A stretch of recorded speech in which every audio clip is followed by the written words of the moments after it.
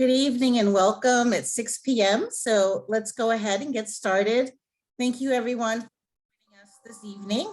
This is our CAC meeting, the Community Advisory Committee to the NYCHA Monitor Team.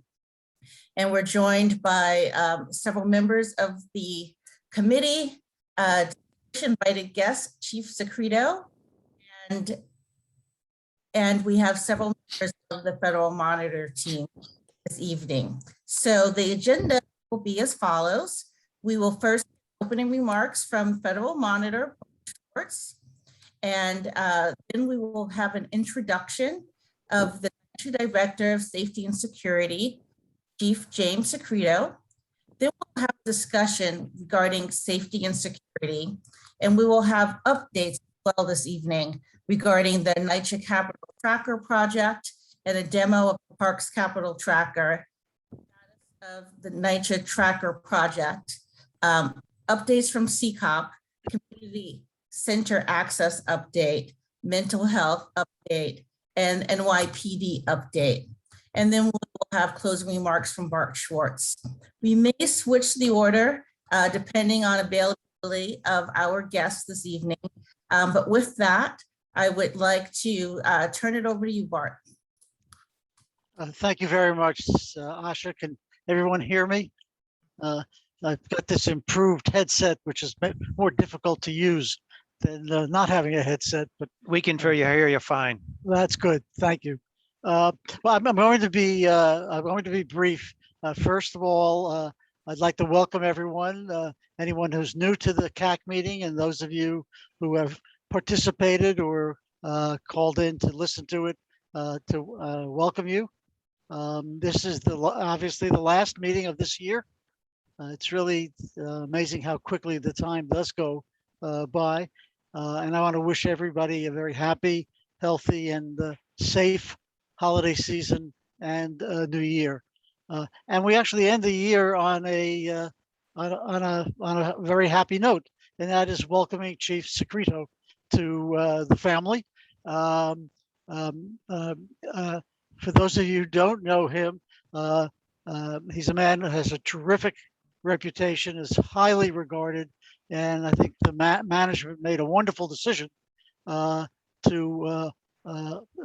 bring him in and for him to accept the responsibilities. So we welcome you and thank you for being here. You may not know it, but in many of our visits to the developments and to the other community meetings, and also certainly at these CAC meetings, safety and security is a big issue for everyone, and we're really looking forward to your taking the reins, and hope you're going to get the support that you need. I put in a little plug for your budget.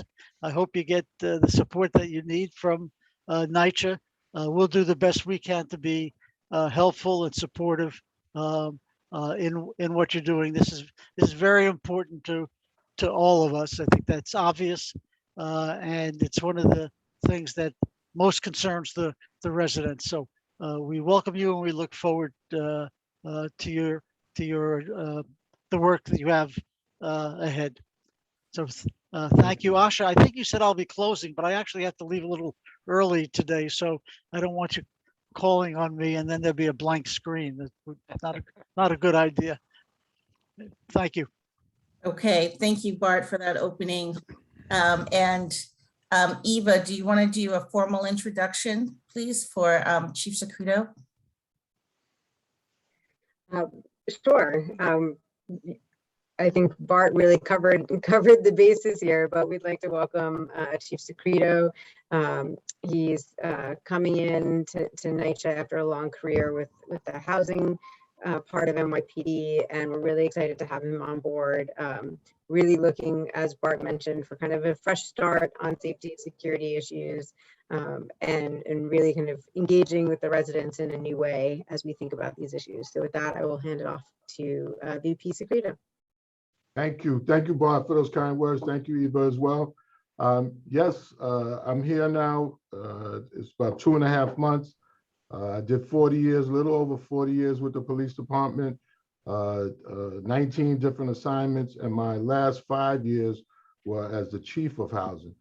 During that time, I also was the commander of PSA 3, which covered parts of Brooklyn housing. And I grew up in Albany houses in Brooklyn as well, 17 years spent in growing up in public housing. So I know a little bit about housing. But with that being said, I'm learning a lot in this new position in the 2.5 months that I'm here. Just the CCTV. Well, I think the biggest part of this position is liaison and collaborating with the police department and other agencies, DHS and every other agency that may come across, NYCHA. And that's I think that's going to be the biggest help, that I could pick up the phone and call a chief of housing or the chief of patrol or detectives or whatever, and they'll answer my call. And an example of that was we had a homicide up in the Bronx probably a month ago, and my boss called me, wanted to know more about this murder, and it was on a Saturday morning. And I started working the phones, calling the chief of the Bronx, calling the CO of the 4-3, CO of PSA 7. And it's early and nobody's getting back to me. Finally, the chief of the Bronx calls me and he apologizes for the delay. It was about a half hour. And he says he was out. I apologize for the delay. I was out in the ocean fishing. And I'm like, you're out fishing and you called me back? like I'm so honored. And but I say that to say that I have respect from having been in the police department so long, and people know me, and so they're responsive to me, and they're so willing to work with me and the people at NYCHA. So that's a home run right there. And there's a lot of issues here that there's no secret. We have a good share of the violence, and we have a lot of homeless issues. And when I was in the police department, a lot of the commanders were, I would approach them and listen, I'm getting complaints about homelessness in this development. They would deny it. No, it's not that bad. I don't get those same complaints, whatever. But now I'm on this side and people are sending me photos and videos, and I'm saying, wow, all that time, these guys were denying it. It's true. And we have to do something about this. And I don't know if you know, there was a murder in, I believe it was Gompers houses on November 5th. They set a guy on fire, a homeless guy on the 3rd floor. They set him on fire, and he died about a week later. So it is an issue, and it's a big problem. I get a lot of complaints about it, and it's something that I'm going to work on. One of the other things this morning, I've been doing meet and greets, and everything is virtual nowadays. Today was Brooklyn. Last week I did the Bronx, but one of the managers, property managers, asked me, and I told him, listen, this is my phone number. Any issues, just reach out to me. I want to help. I want to work. And he was like, listen, are we going to give you complaints and nothing's going to happen? And I'm like, no, that's not what's going to happen. I want to be proactive. And I started giving some examples of things I've done already. And I said, the only way you're going to know, just, try me. And I plan to help. NYCHA has a soft spot in my heart. My first girlfriend was in NYCHA. The first girlfriend that dumped me was NYCHA. So I have a soft spot in my heart for NYCHA and the people of NYCHA. So they're going to get my best. I was home for a year and 8 months, and I hated it. So I'm ready to work, and so I can't do enough to try and make things better for the residents of NYCHA. So I don't know if you guys have any questions for me. Yes, well, thank you so much for joining us. We wanted to get to know you and introduce you to the Community Advisory Committee. As I mentioned, this constituency is made up of resident leaders from each of the boroughs who are also resident association presidents. We have representative from the mayor's office, from DFTA, from DYCE, from city council. We have Deputy Chief Howard Gottesman from NYPD. We have Chief Brennan and Fabricio from Fdny. We have members of the monitor team. And in particular, I wanted to highlight that we have Fred Bell, who is on the monitors team, who our investigations and will be the liaison for safety and security issues as well.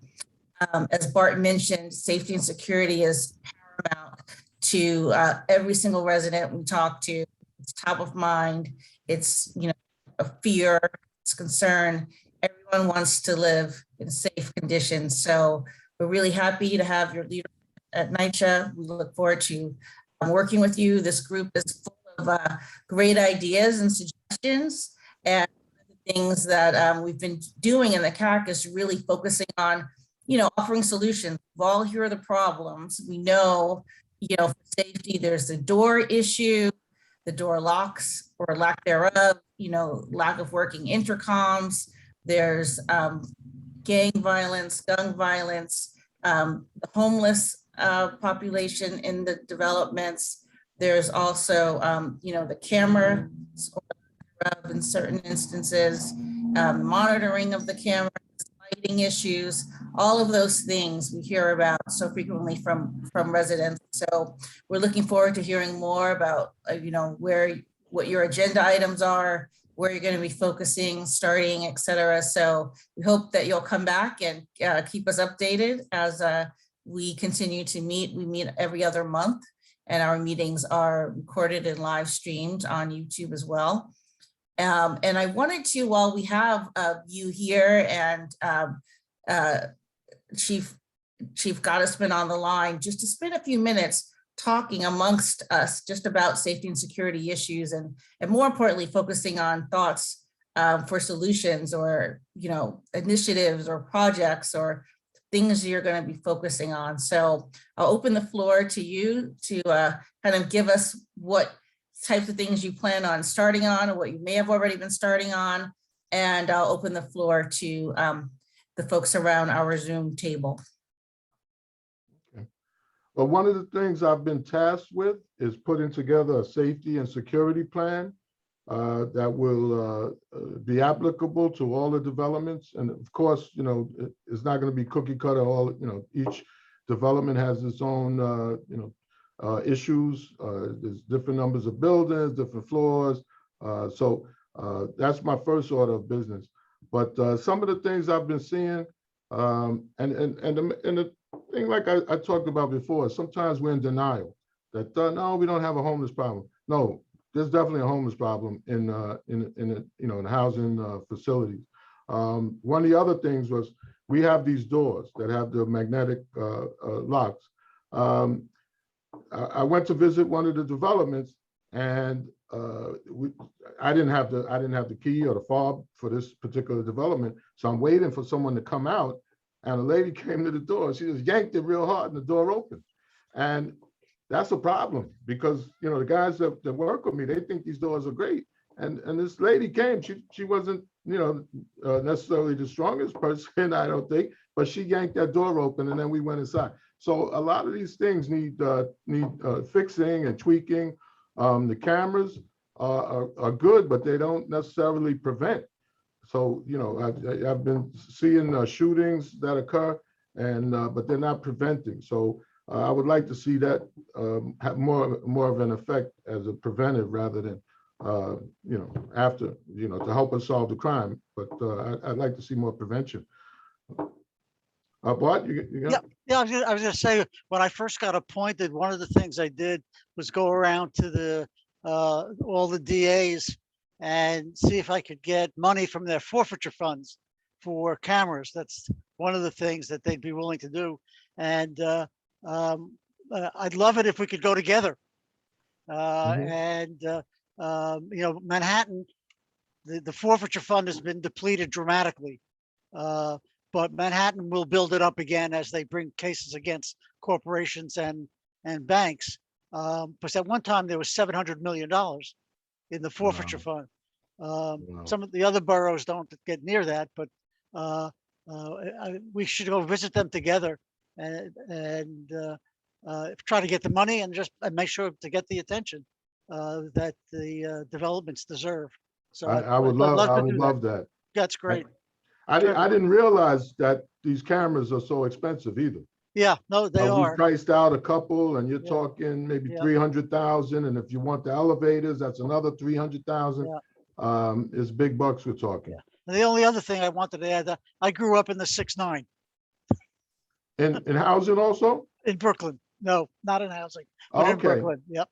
Okay. Asha, I had a comment, if possible. Yes, please. Congratulations on your new position, Chief. Thank you. Inspector, I know your reputation very well as a former police council president in PSAA. I really finally feel that there's a light at the end of the tunnel because I wasn't too keen on safety and security. So when I heard you were coming on board, I was much excited about it. One of the things that I mentioned, and I spoke candidly with Asher and others, we were promised exterior, interior lighting survey in all the developments. That's a very big problem. I used to be part of the tenant patrol. That's a program that I think it should be terminated because that $1 million a year, I'm sure with your ideas, we could incorporate something a lot more durable. The doors are much too heavy. They're $20,000 a piece. I think it was a waste of money. They're too heavy for the disabled who are on wheelchairs, I think we should go back to hardwire. Those key fobs, we have to re-investigate it. You don't like the key fob? No, it's a big cost. The other thing is that it's very costly to residents who are on fixed income. Some of them can't even get a key. I have personally went to several developments, including myself, reported it to safety and security. They said, Ms. Lozano, we did an assessment, everything is fine, and it's not. Originally, when they were going to put CCTV, I was one of the ones that didn't want it for all the developments because every development has its own signature piece. Every development doesn't work just because that CCTV works in let's say 50 developments doesn't mean it's going to work in the other part of Brooklyn or the Bronx. I think we need to do it. We need to thoroughly investigate that so we can at least get products that are going to be durable, safety, efficient. I didn't like CCTV because I felt it necessary that we needed to have real security where the crime shouldn't be committed after the fact. We should have been able to see it and connect it with the precincts. Let's have our youth, and that's another recommendation. Let's have our youth be incorporated and being the eyes and the ears of the community and turn around and have bases, satellites in each of the developments so they can work, of course, with a criminal background check, but that they can also get paid and take pride of their communities. These are things that I mentioned to Asha that we really need to, if this is a new way of starting the new year with someone as yourself and your caliber of expertise, let's sit down with all the partnerships so we can finally cut what I say the pork bellies. People don't like me saying that. Let's cut the pork bellies. Let's reinvest because you know what? At the end of the day, what's not broke shouldn't be fixed. And sometimes we should go back to the old fundamentals. I yield the floor. Now, one of the things you mentioned is tenant patrol. We call it resident watch, I guess now. And I talked to Danny Barber, and he was saying, he'd like to see kids, youth involved in this. And the only problem, and I was tenant patrol when I lived in Albany as a teenager. I was telling we had these bright blue jackets, windbreakers, but now is a different time. And the kids, they may be targeted if they wear a bright blue jacket, says tenant patrol, they might be considered a snitch or something. So we got to find a way to get kids interested in doing something like that, 100%. So, and the same thing with explorers in the police department. A lot of the kids don't want to wear a uniform, walk through the neighborhood, but we need them. We really do. So we got to find a way to make it happen.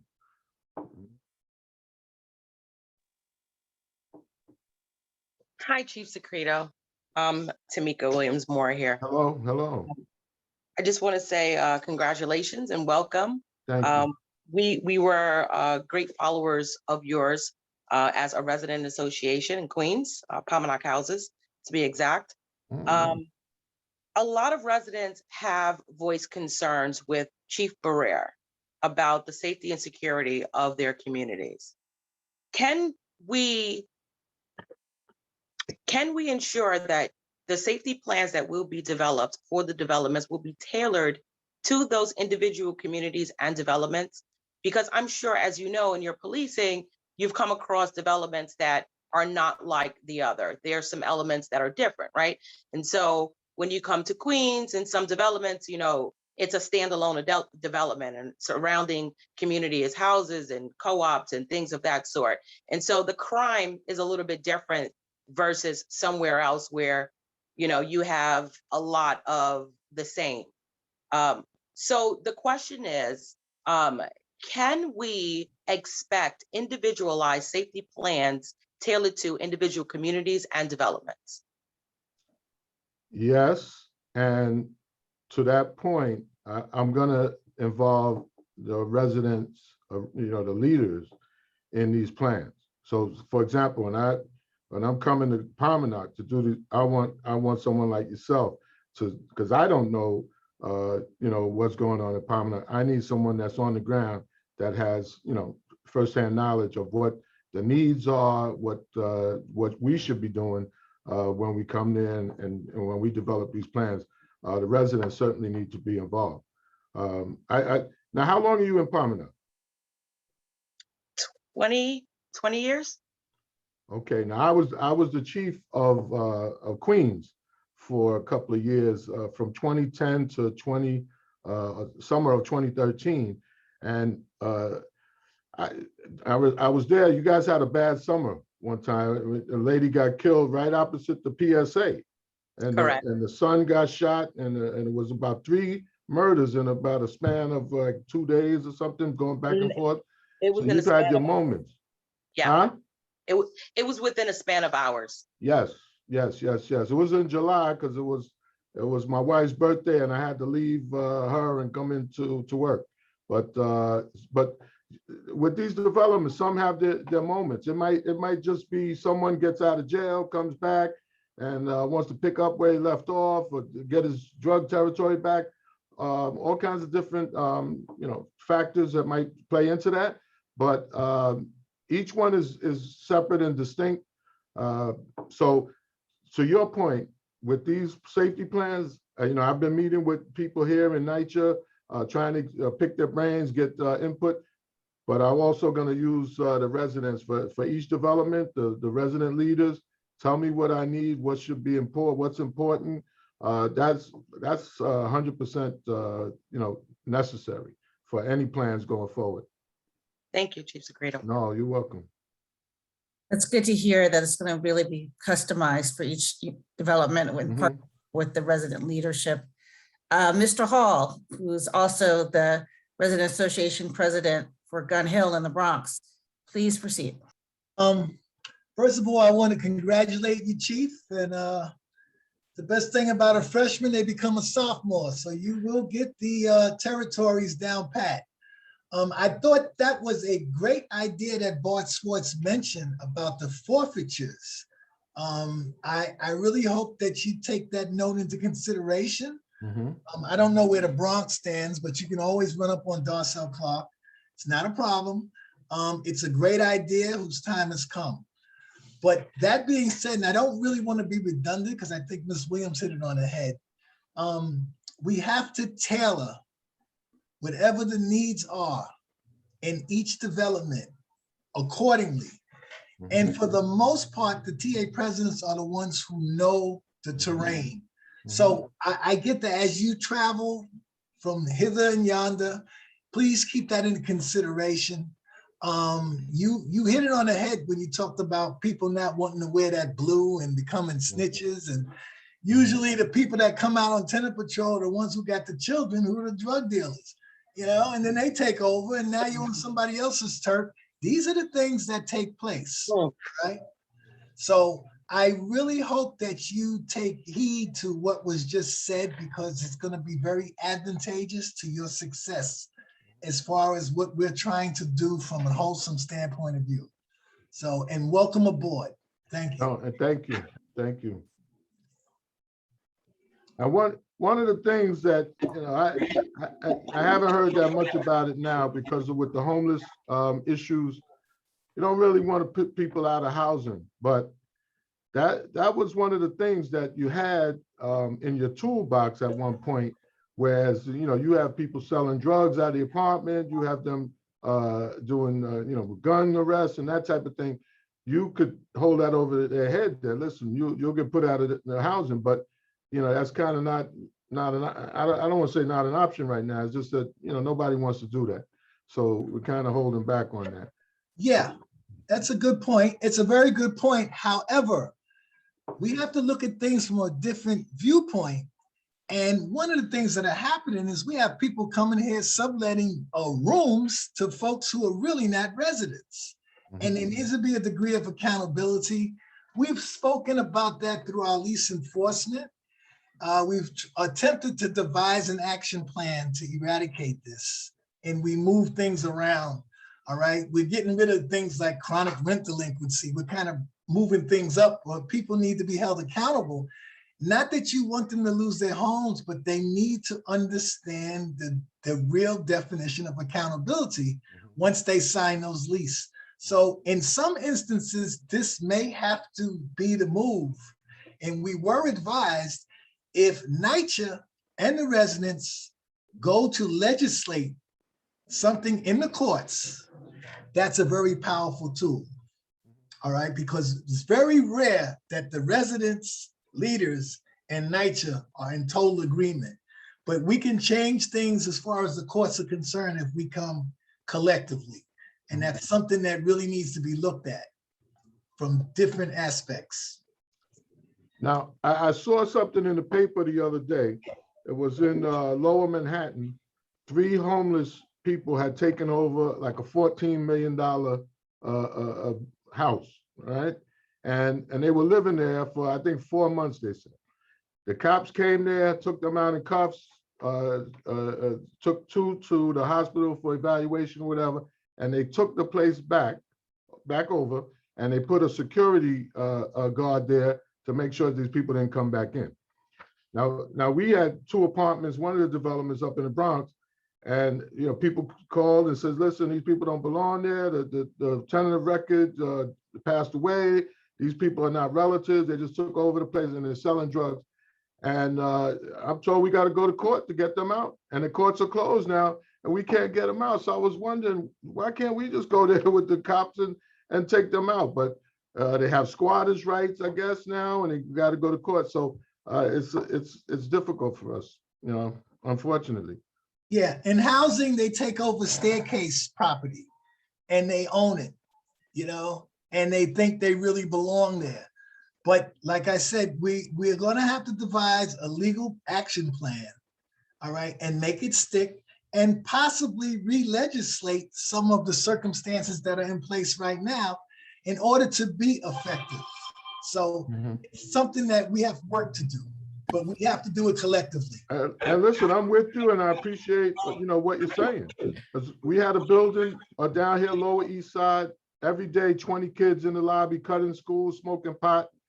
And I proposed all kinds of different solutions, and they were like, no. I said, what about truancy? Can't we go in there, take these kids back to the school or take them to the precinct, call their mother, their parents? No, we don't do that anymore. Can we do this? Can we do? No, we don't do that anymore. So they wound up putting a cop in the lobby. And I'm just hope, you know, and I think it's gotten better, but I just hope that the cop is not in the lobby with 20 kids around them smoking pot. But I think a cop still has a little weight, and I think it's gotten a little better. So I want to ask you, Chief, I want to ask you, I have one question, well, a comment and a question. I know as of January 15th, we met with the lease agreement department in NYCHA. As of January 15th, that eviction process, the courts are going to open officially January 15th. That's what we were told. I don't know how true that is, maybe for your information.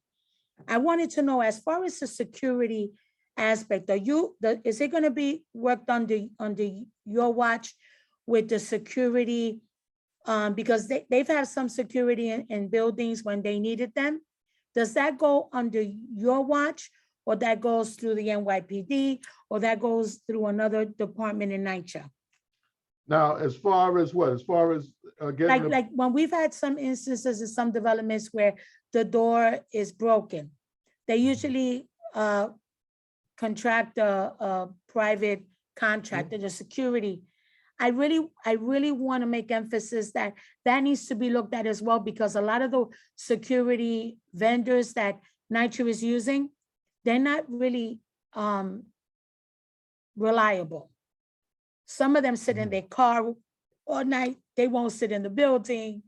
They'll let, oh, those guards? yeah, the the guards, guards that they'll you're let the talking about. undesirables in. So are you responsible for that? I'm just curious. Yeah, yes. So we check on them, and we do find violations, and and they get disciplined or whatever. They're not NYCHA, they're outside company. I think it's FJC is the company, but they're not. They're probably not paid a lot. And one of the things we looked into was paid detail, to getting police officers to come and do those roles, but we're getting resistance that it's the union's going to give them a hard time, that cops shouldn't be getting paid separately for something that police officers do ordinarily. So that's been holding that up. I'm just concerned all the most vulnerable population, which is the senior population. That's where we use them. Yes. Yeah, and I think that has to be looked at. I mean, you have your work really cut out. And on behalf of the Citywide Council of Presidents and the people we represent, I'm more than willing offline to give you my information, because I see it around the city, and I think we could do a lot better. And I think through your leadership, I think we will do it better. And listen, I'm open to to your suggestions or whatever. I don't I don't propose to know it all. As a matter of fact, I'm learning a lot about what I don't know in this new position. So and I thank you, and I welcome that. Thank you very much. All right. Okay. I would like to add, hi, my name is Joe Gross. I'm the president from Williams Plaza. I would like to add to Robert, I think like in a month, the courts will be open. I think we should prioritize first criminal activities.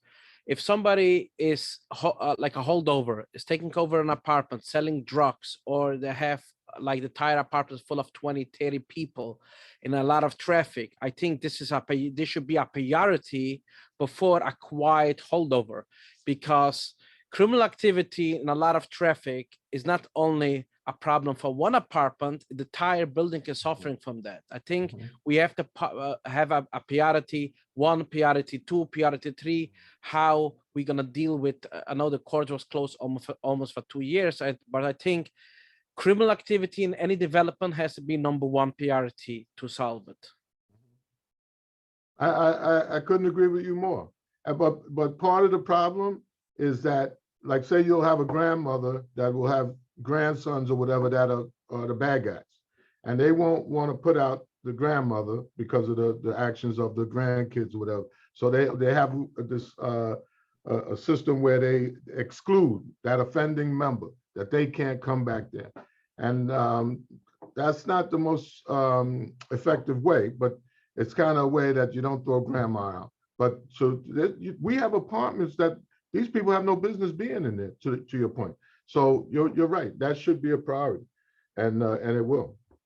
And also, I think in the old times, years ago, the property management will on a regular basis, on a weekly basis, call down troublemakers or the kids is involved. If, let's say, if my son is doing something stupid, the management will let me know, look, your child is hanging out the staircase, drinking, doing something wrong. A lot of times the management's interaction with the parents solves a lot of issues. We have to be more in top of the management to take that action. No, 100%. Now, as it was a few years ago, we were having a lot of problems when I was the chief there in Throgs Neck. And there was one family there that they were in the middle of everything. The mother got her face slashed, the son got shot, and we got them to move. We voluntarily listened. You know, at first they didn't want to move. We got them to move to another development, and Throgs Neck stopped. All the stuff stopped that was happening. Now, I don't know if it picked up wherever they landed. I didn't see it, but in Throgs Neck, it was, and sometimes it's just one family in the building that's creating mayhem. And even if we could get them to voluntarily move and take that situation somewhere else, that would work. This was working the old times. I know mine development a couple of years ago. NYCHA was trying to do the same issue, but they never follow up. So they have to start getting aggressive and really follow up, because leave families, like if you have one problematic tenant in one building on your development, that's usually a lot of issues will happen. So a lot of times if they move on to a fresh start, a different borough, a different development, a lot of times solving all the issues. No, Faster from fighting in courts for years. Yeah, and thank you for that. Yeah. Thank you. And while we're still on the topic of safety and security, I wanted to highlight that we have Deputy Chief Howard Gottesman from NYPD on. And I know that there's a good partnership with NYPD and with your office. So I just wanted to turn the mic over to Deputy Chief Gottesman. If you have anything you wanted to say, really appreciate you being with us and your contributions to the CAC. Thank you, Asha. Thank you for making me a deputy chief. I'm a deputy inspector, but I appreciate the promotion. Chief Secreto, who is a real retired NYPD bureau chief, and I worked together, I think just over 5 years up here in the housing bureau. I still am here. I'm not retired yet, but yeah, I'm listening to the conversation. Everything everybody is saying is 100% true. Mr. Gross, Mr. Hall, Chief, Ms. Lozano. There's a problem in the New York City Housing Authority. When it comes to security and safety, the problem I see it, and I've been dealing with NYCHA public housing for about 17 years now, since I was a lieutenant back in 2004 when I came to PSA 2 as a new lieutenant. The theme is the same. The few bad apples ruin it for everybody else. That's the commonality I see in public housing, whether it was PSA 2 in Brownsville, East New York, or PSA 9 in Queens, or up here in the chief's office where I've been for the last 12 plus years. You have a couple of bad actors in a particular development or even in a particular building or one floor, and they destroy it for everybody else. And it's wholly unfair. A couple of years ago, many years ago now, upwards of 7 years, 8 years ago, a class action lawsuit was filed. The name of that lawsuit was Kelton Davis versus the City of New York. NYCHA was a defendant, and there were 3 lawsuits filed by the same attorneys representing similar plaintiffs. For Davis, it was focused on public housing. Apparently, all plaintiffs in that case were mistakenly arrested for criminal trespass in the building that they either resided in or were staying with somebody in. Now, we don't want to arrest people in buildings they live in. And that happened, and no one was denying that happened. It was either miscommunication or the officer involved being stubborn, or the plaintiff, the criminal defendant, being stubborn and not telling the officer that they live there, or not satisfactorily communicating with that officer, and it goes both ways. The officer may, but in each one of those cases, someone ended up being arrested in a building that they lived in. Now, we don't want that. So a class action was filed. Out of that class action resulted in the change in how we police New York City housing. And what was not present in that class action were the 400,000 plus other NYCHA residents who were affected, for lack of a better term, with the settlement agreement in that case. And that case changed how we represented ourselves in public housing, how we approach people in the developments, how we asked for or lack of asking for identification. If somebody did not respond to us, there wasn't much we were able to do after that settlement agreement, other than maybe staying there and keeping an eye on them. I think that's why we have the homeless problem that Chief Secreto mentioned. I think that's why we have kids congregating in that building on the Lower East Side that Chief Secreto mentioned. And these are just cases we know about. There's 2,200 buildings in the New York City Housing Authority portfolio, and this is happening most likely in other places, and it's really not acceptable. People who live in public housing are the poorest residents in the city, and they didn't do anything to have to live in these conditions, to have to walk past groups of young people who may not even belong there. Now, maybe they do belong there. Maybe they live there. Maybe they're visiting someone there. But for us to go in as a police department and not have to get a response from somebody or from a group of people hanging out in the lobby and allowing that group to stay there as per the settlement, unless we have a NYCHA representative or someone with authority saying these folks don't live here, please remove them, we can't really remove them. Our hands are somewhat tied. And a lot of these complaints are after hours, the manager is gone, or on weekends, and there isn't a real NYCHA presence. And that's expected. We don't expect NYCHA to be there 24/7. So it presents a problem. And it's a real shame. And we saw it happening live. Where were the 400,000 residents? Where was their representation in the Davis case? You know, and the 23 people who were arrested in their buildings, they probably should not have been. And like I said, it was a combination of miscommunications, I would imagine. The ideas we're hearing are great. I just want to throw a few out myself. Way back when, now, Mr. Schwartz, you mentioned you lived in the 69th precinct. I don't know if you noticed, Chief Secreto jumped on that and he said, oh, you grew up in public housing, because there is significant public housing over in Canarsie over there. The reason Chief Secreto said that is because he himself, he's very humble. He himself grew up in public housing. He grew up in Albany houses way back when. His father was a caretaker for the New York City Housing Authority way back when. And he and others who have grown up in public housing remember a time where if somebody violated the house rules, there was some sort of penalty added on to the tenancy. Nothing significant, just enough to get the tenant's attention. And that's why the grass stayed green and people abided by the rules for the most part. And we don't see that today. And it really starts with following the house rules and regulations. In New York City Transit, when we take the trains, right, and the buses, there are rules. Those rules are codified in the New York City Administrative Code. If someone violates those rules, they could have a criminal court summons, or they could have, in lieu of that, a civil court summons called the TAB, the Transit Adjudication Bureau, notice and hearing, where they have to go down to the hearing office and either pay a fine, plead guilty, pay a fine, plead not guilty, and then they're entitled to a hearing.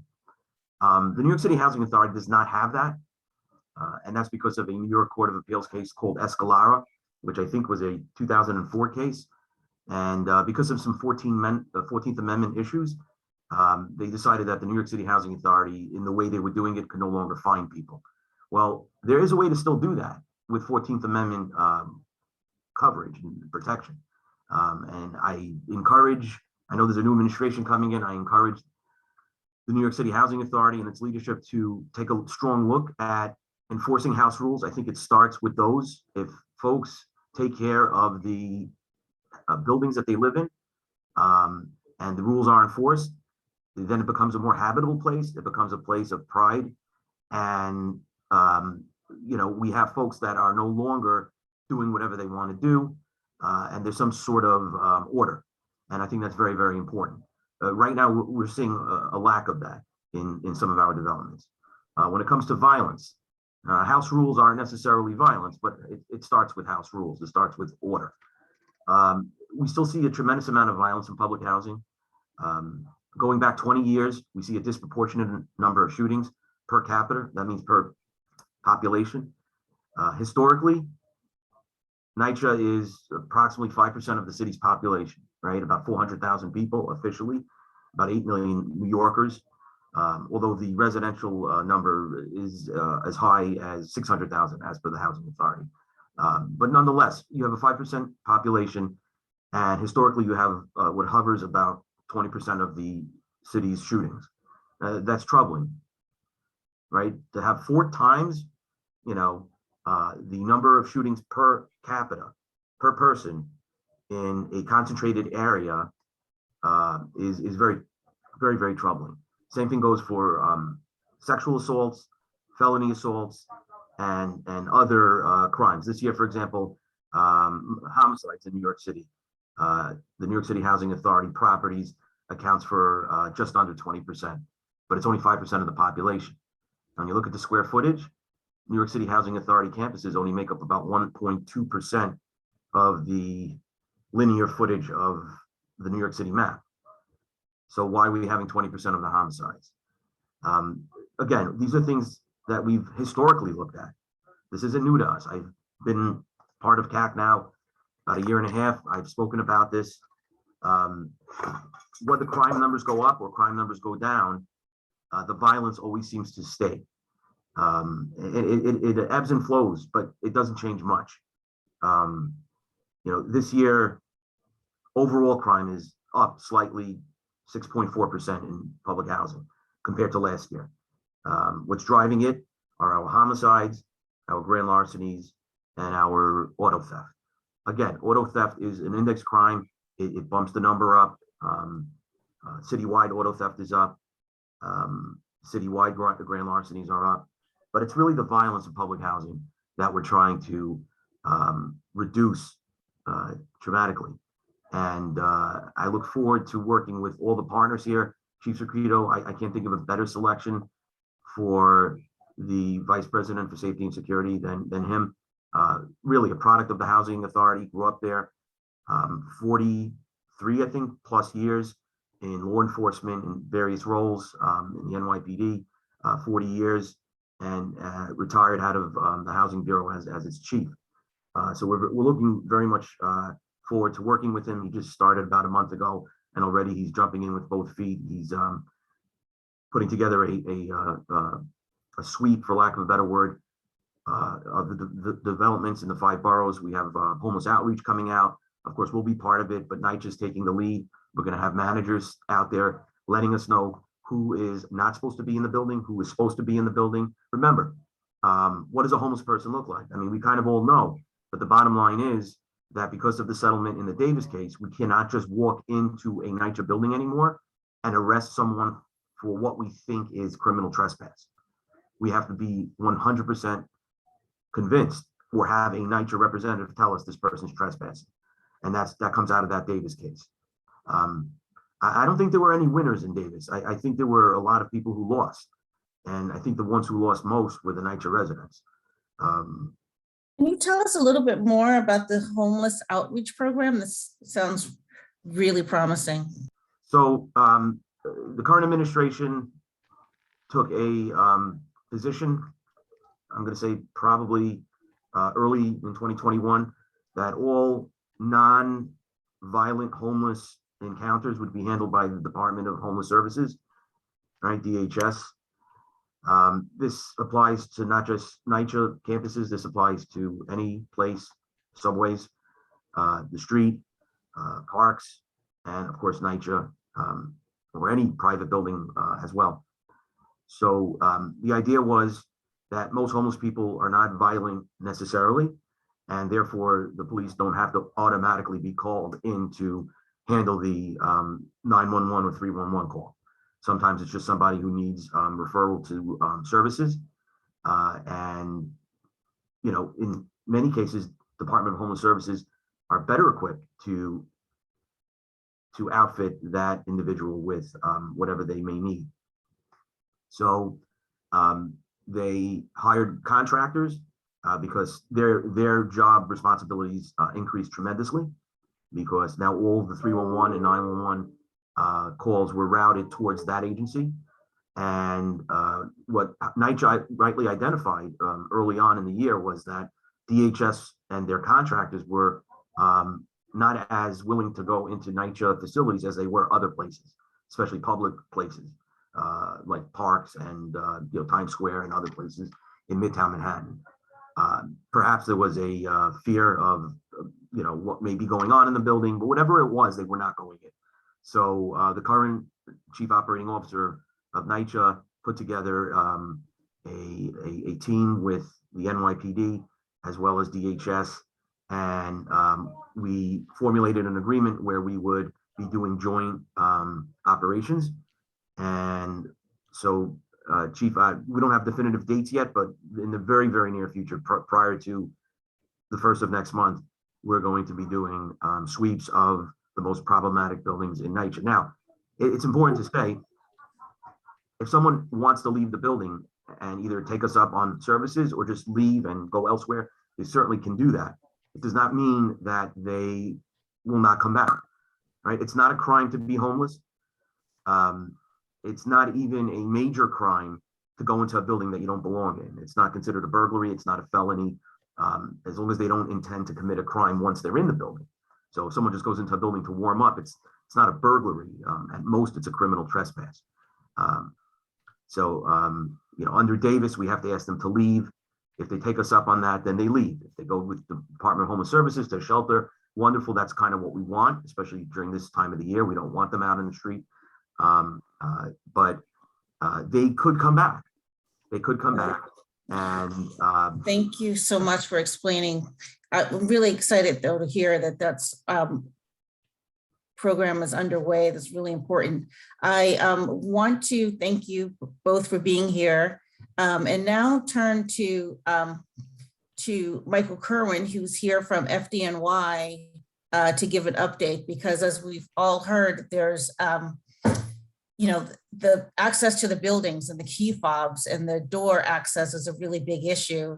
And that was one of the early issues that we had identified on the CAC, that perhaps that's something we could work with FDNY to ensure that every unit has the appropriate key fob access. So can you please give us an update from FDNY? And also, while we're hearing from FDNY, I'll highlight Fabrizio Caro to talk about training. Thank you both for being here.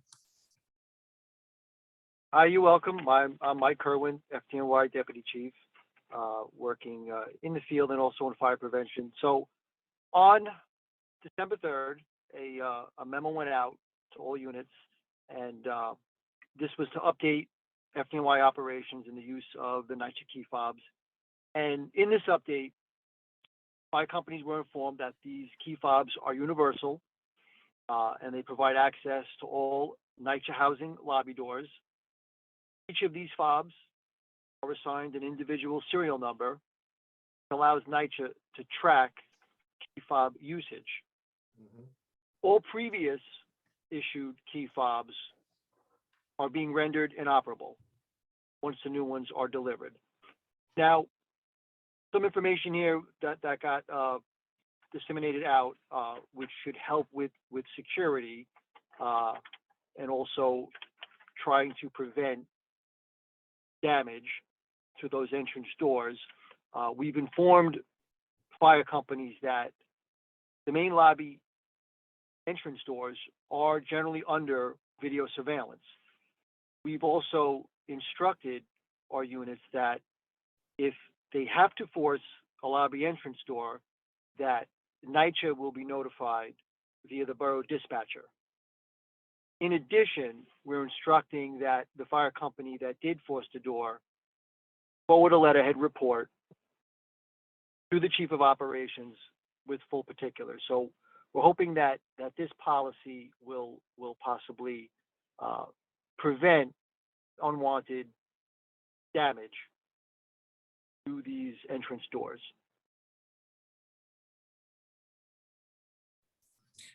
That is great to hear. Your Bart Schwartz is clapping. That is really great news, an important update.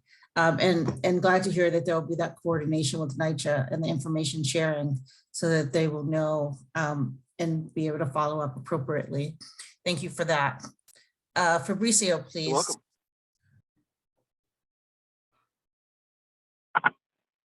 Yes, good evening.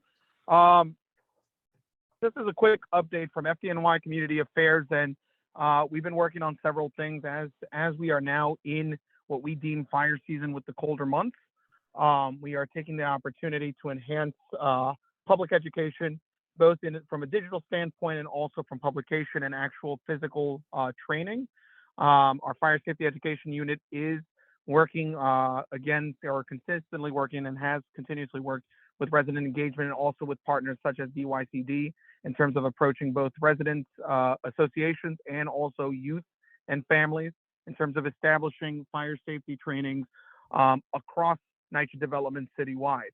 From a digital standpoint, we have created and have a library of content that revolves around all aspects of residential fire safety, ranging from kitchen safety to knowing the importance of having and maintaining a working smoke or carbon monoxide alarm, to now with the winter and holiday season, talking about all the safety tips revolving around decorations, heating, basically to ensure that families are aware of best practices to avoid any serious incidents caused by fire. Furthermore, we are emphasizing the residential escape plans and what to do in non-fireproof or fireproof buildings. As there's been incidents in the past in NYCHA developments where members or residents do try to escape instead of sheltering in place if it's a fireproof building, but we've been looking to emphasize that message as well. Also, with the new rise in fires caused by lithium-ion batteries, all the devices that use them, we've been basically pushing those safety tips and are looking for more partnerships and working with resident engagement and NYCHA to basically ensure that messaging is going out on a constant basis, either through newsletters, digital newsletters of the sort. So we are working and looking to explore that with NYCHA resident engagement. Recently, within the last month, we were contacted by NYPD Housing Bureau Community Affairs. NYPD had established a memo internally of addressing fire safety, working with the FDNY, and together we are looking to establish a set SOP or standard operating procedure that basically identifies two things. One, how to enhance visibility and outreach in working with NYPD Housing Bureau and FDNY Community Affairs and Fire Safety Education to basically establish immediate outreach plans following a serious alarm or serious fire incident or fatal fire within a NYCHA development. So essentially what it would be is match what we're doing currently post a fatal or serious incident in terms of tabling and education outreach, but have the help of Housing Bureau and officers within the Housing Bureau within the respective PSAs to basically work with the general development councils or resident leaders of basically equipping them and training them of how to basically enhance fire safety awareness and fire safety training, more of like a train the trainer post serious incidents.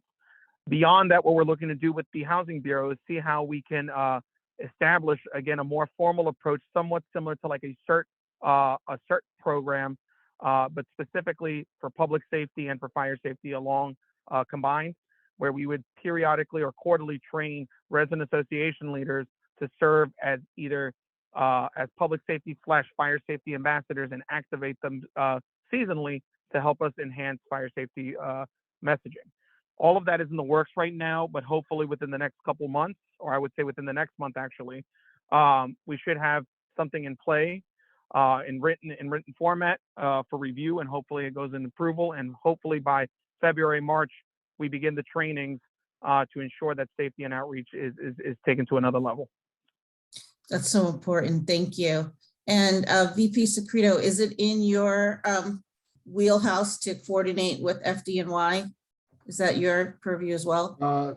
Yes, and I'm kind of I've been surprised by the number of fires that we have in NYCHA. I'm going to say almost every day there's a fire somewhere, and I'm reminded that that I had a fire in my apartment when I lived in NYCHA as well.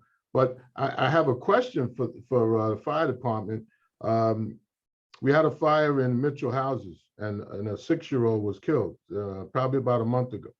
And they evacuated, the fire department evacuated the 19th and 20th floors. And evidently, I don't know, and correct me if I'm wrong, part of the procedure after the people have been evacuated, and they lock the doors and they leave and they go with relatives or they go to a hotel, there's a secondary search that's needed. So now the doors are broken to make sure there's nobody in there. And some people lost property because of burglaries or whatever. So I thought that in the police department, I don't know if you can see this, there's a seal that goes over a door. When someone passes away that lives alone, after the family gets the insurance policy, the whatever paperwork is needed, that door is locked, and this seal is placed on the door between the door jamb and the door, and it would show that someone went in there, after it's sealed.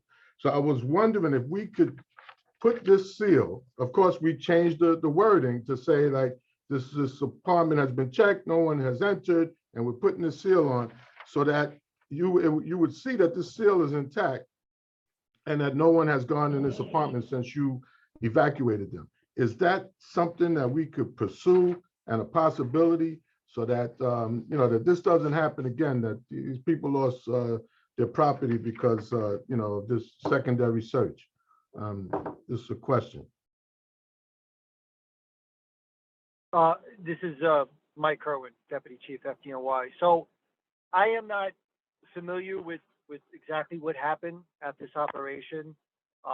In most building like that when you talked about is considered a fireproof building, and generally the only apartment that needs to be evacuated is obviously the fire apartment and the one apartment that is above. All the other residents are generally instructed to shelter in place. Now, I don't know the particulars. There are some reasons why we would evacuate other apartments, floors above. That generally has to do with high CO readings. So I don't exactly know why all those apartments all those residents were instructed to leave. Now, as far as performing secondary searches, if we felt that there was a need to get into these apartments to check, and naturally we have to force entry. Once we do that, we leave security for those apartments up to the NYPD. Right. We can post members in the interim in that area, but that's our general procedure. We're going to remain on scene nearby until the NYPD can come and secure those apartments that we had to force entry to. Now, Chief, to your point, the fire was not in a particular apartment. It was in what we used to call the incinerator, I guess the hopper or whatever. Okay. So the smoke was on the 20th and the 19th floor, and it was heavier on the 20th floor. And I think the child that died of smoke inhalation, if I'm not mistaken. So, I understand the secondary search.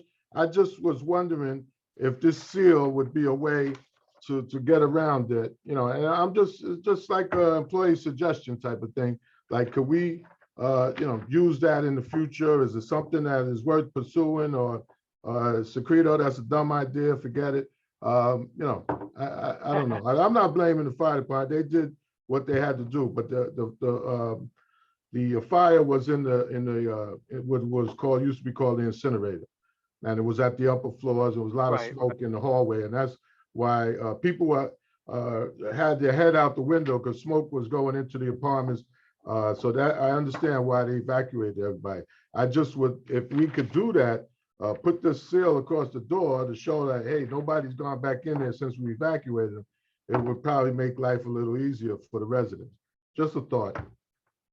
Well, generally, when we have to evacuate people's apartments, now there's going to be a lot of factors. It's going to depend on the type of building, on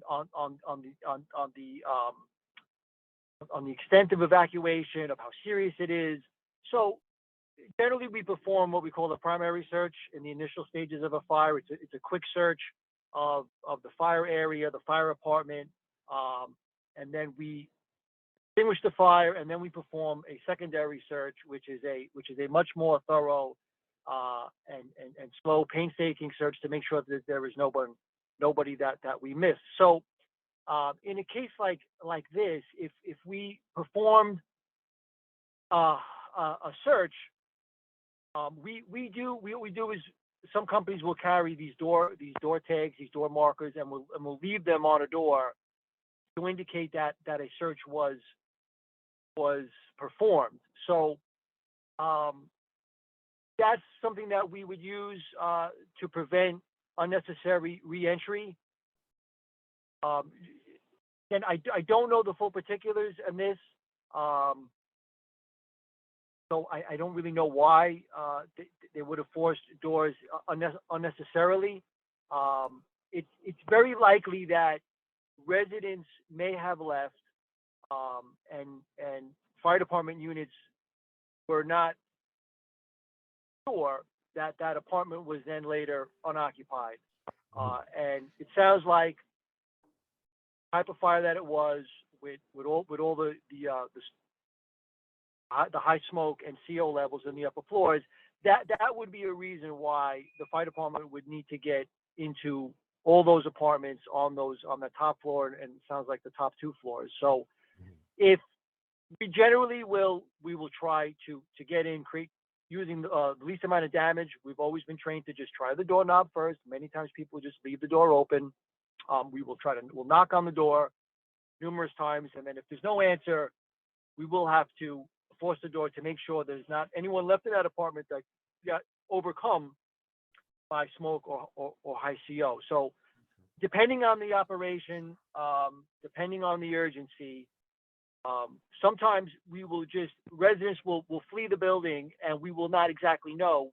It's hard to keep track in a heavy smoke condition with active fire to keep track of exactly which occupants left which apartment. So in order to be sure, as the operation de-escalates, we need to get back in there and check.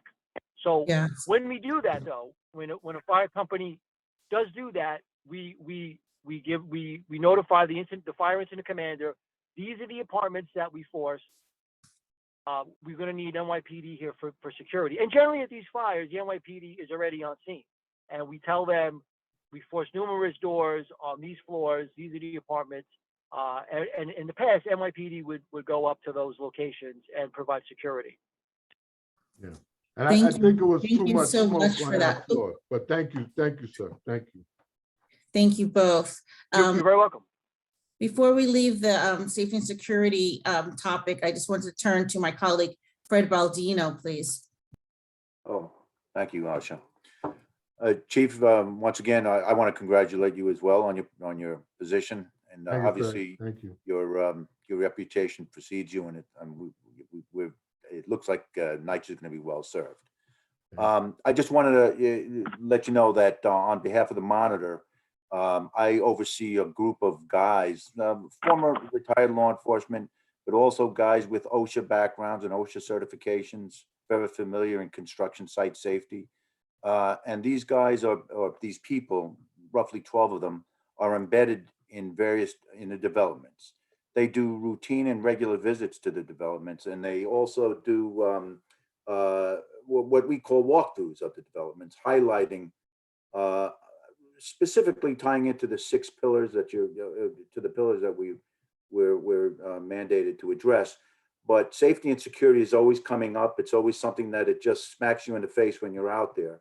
And these guys are retired in law enforcement, but you can't take you could take them out of the police department, but you can't take them out of that job. And so my only point is that there's a lot of things that we've identified. A lot of things have come up both on the safety and security side that make sense. And quite frankly, the part of our protocol requires us to make referrals. Some of the things that we see out there, we refer to the development staff. Sometimes it goes to compliance. Sometimes we refer cases to the IG. We also deal with the NYPD on things that we see out there. as well as DEP and DEC as well. So there's a host of things that that these guys are exposed to and that we see all the time that I think would be helpful to you to use us as a resource.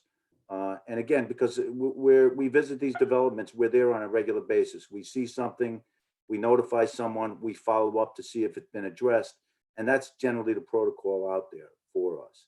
And just as an example of what we see, we were talking about earlier about closed circuit TVs and the cameras.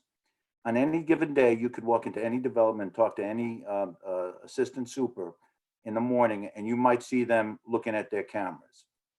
They're looking at it for various reasons. Our perspective is that we're not utilizing those cameras to benefit people on the safety and security side. You're looking at, you know, it's very possible to identify people who are hanging out or loitering in the buildings that don't belong to that building. A lot of the assistant supers know who the people are. When they point them out, they're just fearful to report these things. And so in keeping with that, you know, you talk about a citizens watch or a tenancy group. Yeah, I agree with you. You can't have them walking around the site in blue jackets because they're just going to be targets. But I often think that if we utilize the cameras a little better, that being that actually have somebody monitoring those cameras as opposed to just in hindsight looking at these cameras to identify a crime that's committed. And so, there might be things along those lines that we should probably sit down and talk about. And again, we could offer you any number of observations that we've seen out there that may be helpful for your perspective. Excellent. Thank you. And thank you, Fred, for the amazing work that your team does every day. Mr. Gross, I have to apologize. I'm going to switch gears because we do have another distinguished guest with us. So I will turn it over to my colleague, Andy, to make an introduction and to give us an update regarding the tracker system, please. Thank you, and good evening, everyone. And let me also welcome Chief Secreto, with whom I had the honor of working at PD. And the exchange that you just engaged in is evidence of the evolution of this committee. So for the first year or so, we're about fact finding. The second year or so, we're about relationship building with the stakeholders. And this third and fourth years under the leadership of Eva and Bart and Asha, we're really moving into remedies.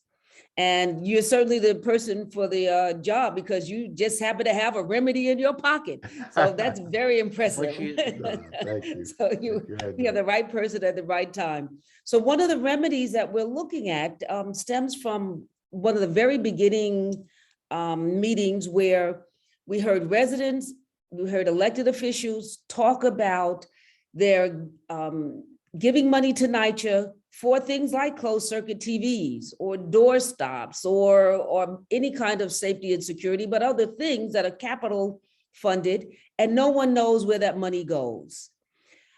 With the under leadership of Eva, we've started looking at first, can we track that money and how do we track it? We just found recently that NYCHA does have a tracker, a capital tracker. What we found, however, that is basically unutilized because of its difficulty. So we had interns look at, okay, what other kinds of trackers out there? We knew about the Parks Department. And so with Eva and the mayor's office, we convened a meeting with the Parks Department and they walked us through that tracker. And we have the person who is very instrumental in that online. And we thank you, Stephen, for waiting all this time, for the short notice, but we wanted the world basically to see your tracker and see how it could be used for NYCHA. So I'm going to turn it over to Stephen so he can show you their tracker, and then to Eva to talk to you about where NYCHA is going with this project. Hey, good evening, everyone. I'm going to share my screen and kind of do a quick run through with our Parks Capital Tracker. Thank you, and thank you for joining us. You're welcome. My pleasure. So everyone should see my screen with Google. So basically, anyone who's interested can just search for the Parks Capital Tracker, and it's one of the first hits. So the capital tracker is an online searchable tool that allows anyone in the public who's interested in parks capital projects to learn more about our projects that are currently in design, procurement, and construction. So this is the opening screen. On the right, you see, different pieces of information. If people wanted to know how we build our parks, they can click on it and here's some additional information. Our design phase, different percentages, goes into some detail regarding the capital tracker.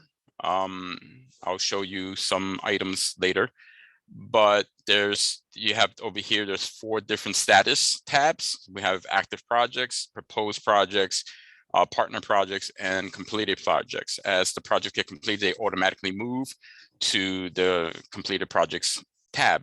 So I'm going to focus on the view active projects. There's 2 ways to search for a project. You can go based on the map. Like I said, a lot of this data comes from our capital projects project management system, which tracks all of our projects from inception to completion.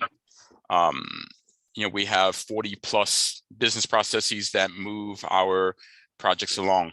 But if someone just wanted to poke around and know their location, so let's say, I'm going to go here, Pamanak Houses, since we were talking about it.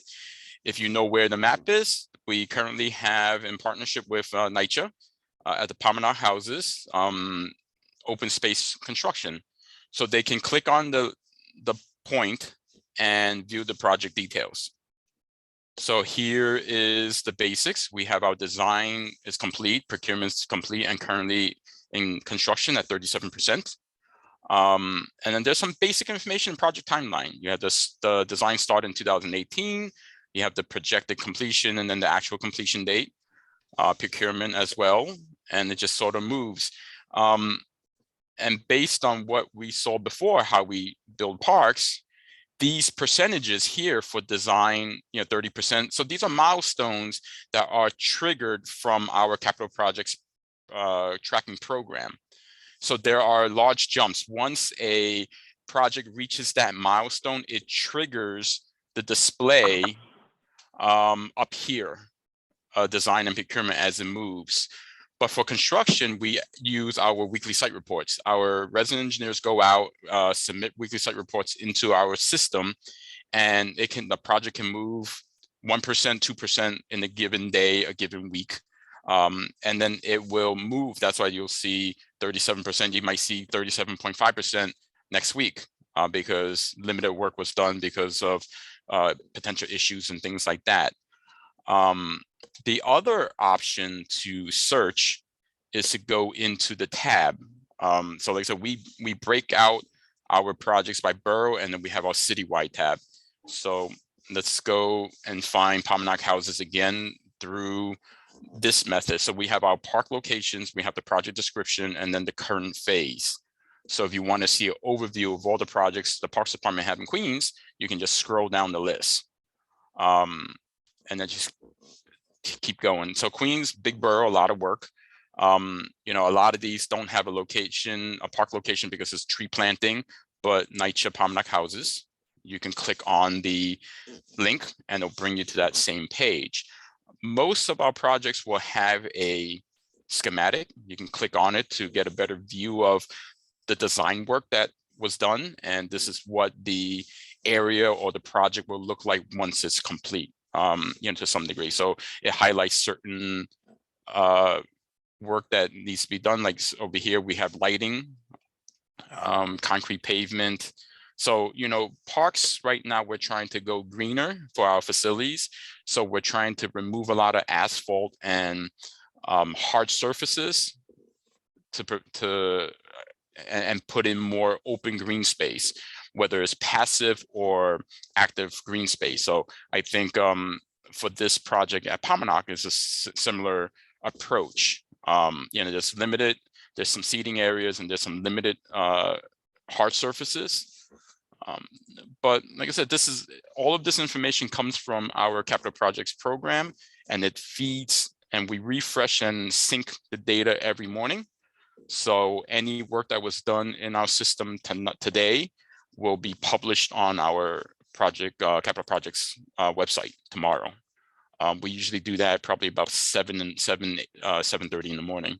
So for the most part, as people are checking this throughout the day, it will be refreshed data and pretty much accurate to what we have in our system. What we were particularly interested in was the funding. So you see in the Palmanock, you have Mayoral Funding. Oh, yes. But it shows other areas of funding like city council or even grants. Is that correct? Yes. Let me bring up Palmanock again.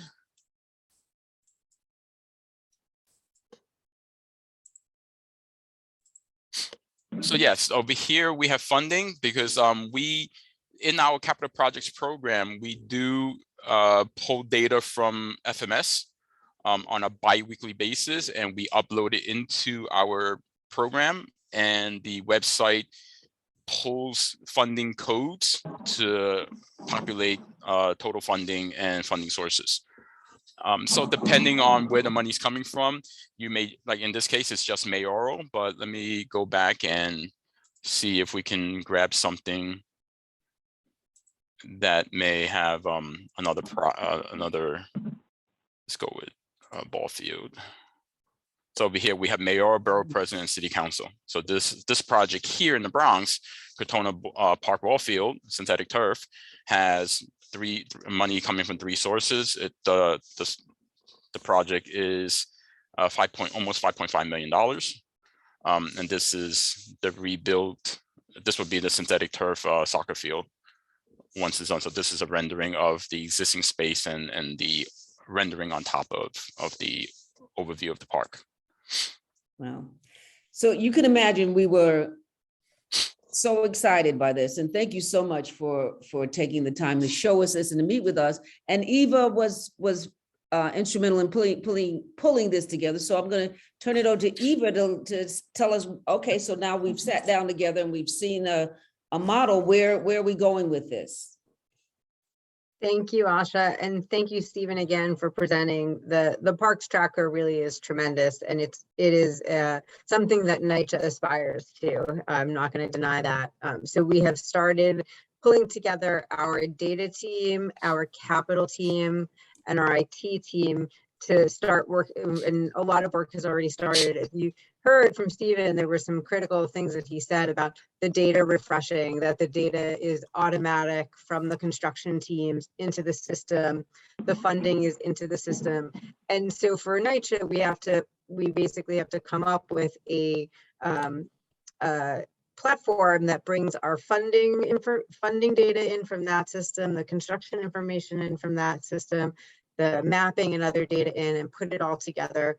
But we are working actually to very similarly model the Parks Tracker, because it's something that we know community groups, electeds, and others have gotten used to. So we want to map it as much to that format so that it's a user-friendly and something easy for everyone to pick up on.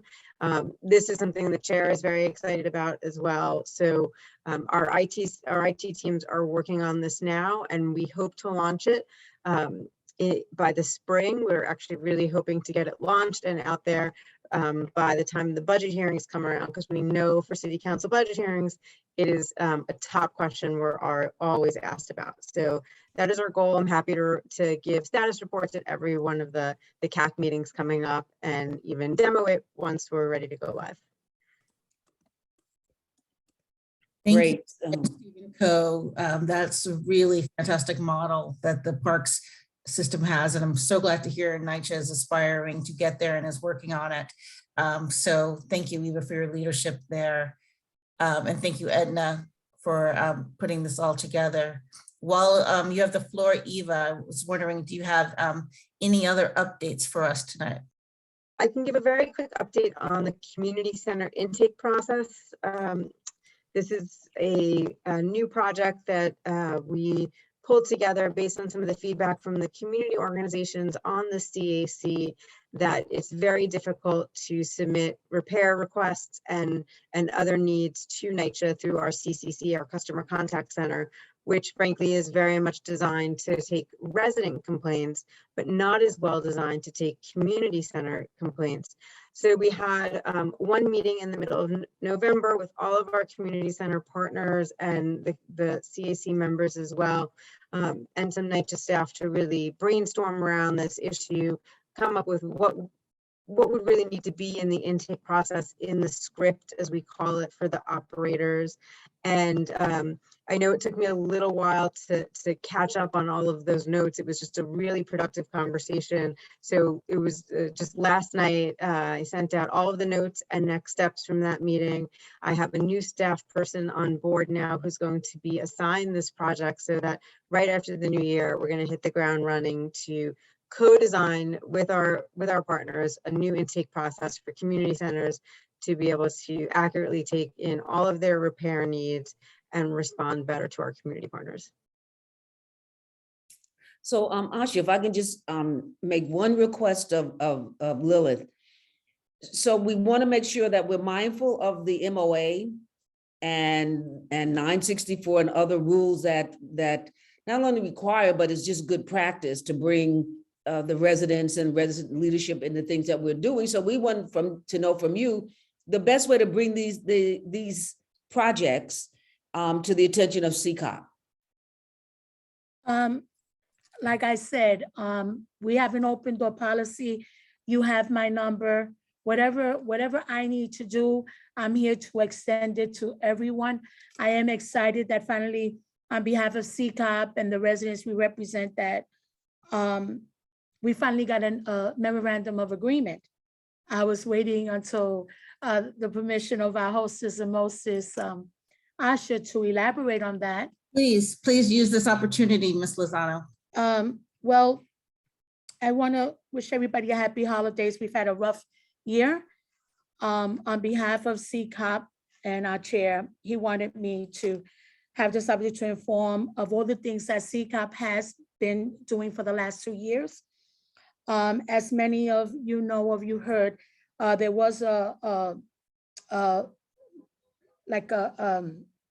there was some moratorium that was imposed by HUD stopping elections and the election process, and it has been lifted and moved forward. So we're excited about that.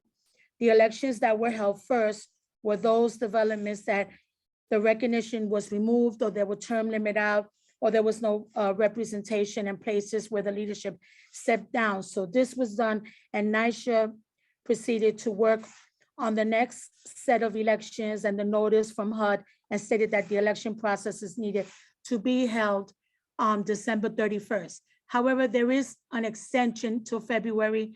Our chair, Danny Barber, elaborated on that. I want all the resident leaders to know that they need to reach out to us by any means necessary to let us know if you're feeling bullied, uncomfortable, the process. Some developments are not getting enough resident participation. We're concerned about that. There are some developments that wish not to have the internet virtual, because we still have the issue with squatters living in these apartments illegally.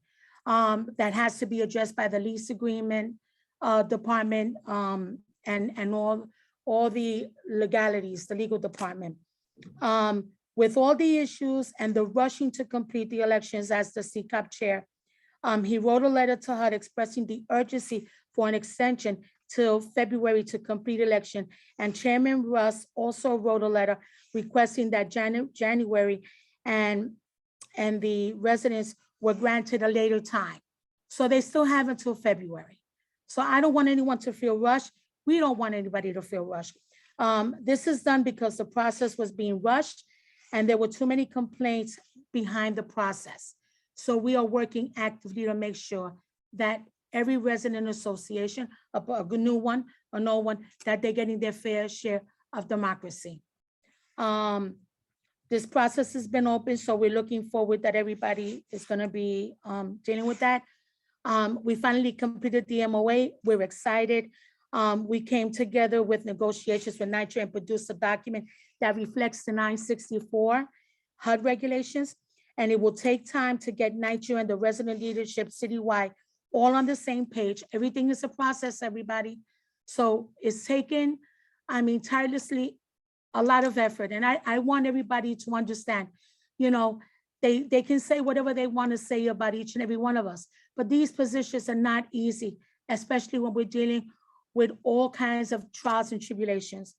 As well as NYCHA and HUD, they finally partnered to present citywide training of the property management, the resident leadership together to provide a true, like we like the word in NYCHA, Eva will probably chuckle on this one, transparency.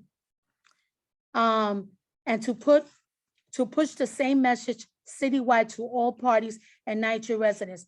This memorandum agreement is the document that was drafted by the interpretations of 24 CFR 964 regulations, and is a spread, is spearheading the partnership finally between NYCHA and its residents.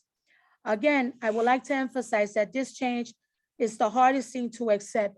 Change is usually not easy, but it has to be done because you're not sure how the change is going to affect.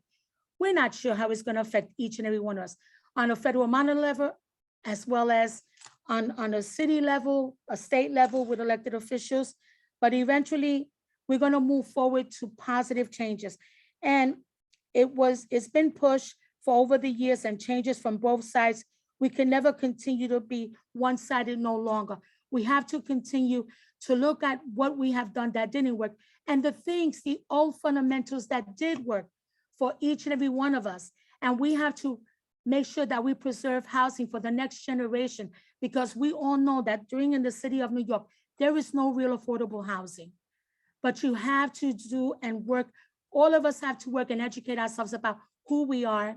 I've done this for 34 years and it hasn't been easy. And you know what?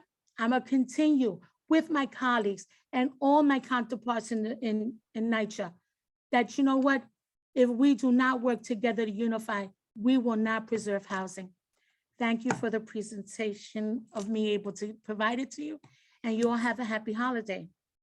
Thank you. Thank you, Ms. Lozano, for that update from the City Council of Presidents. We appreciate that. I want to be mindful that we are at the end of our allotted time. I apologize that we did not get to all of our important updates, but I thank you all for sticking with us and for the important work you all are doing and helping to move so many important initiatives forward. I'll turn it over to the Deputy Monitor, Dan Ronell, please, to close us out for the evening.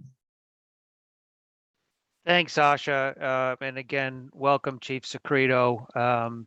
So just really quickly, you know, this was a great call. And, you know, I also want to acknowledge Eva for her suggestion a couple months ago, you know, working with you, Asha, and with Edna to kind of focus these CAC meetings on a couple issues, you know, on the whole group working on a couple of issues, which I think makes these much more productive. So we appreciate all that. So, you know, going back to safety and security, just real quickly, obviously, you know, the only way we're going to meet these challenges is to work together on all of these things and to chip away at, you know, the various challenges that we've gone through this evening at the developments, which of course all of you know all too well, particularly you that actually live at the developments. So we'll continue in that effort. And again, you know, have a great holiday, everybody. Thanks for a great meeting. Happy holidays to you all. Happy holidays, everyone. Happy holidays. Have a good one. Happy holidays.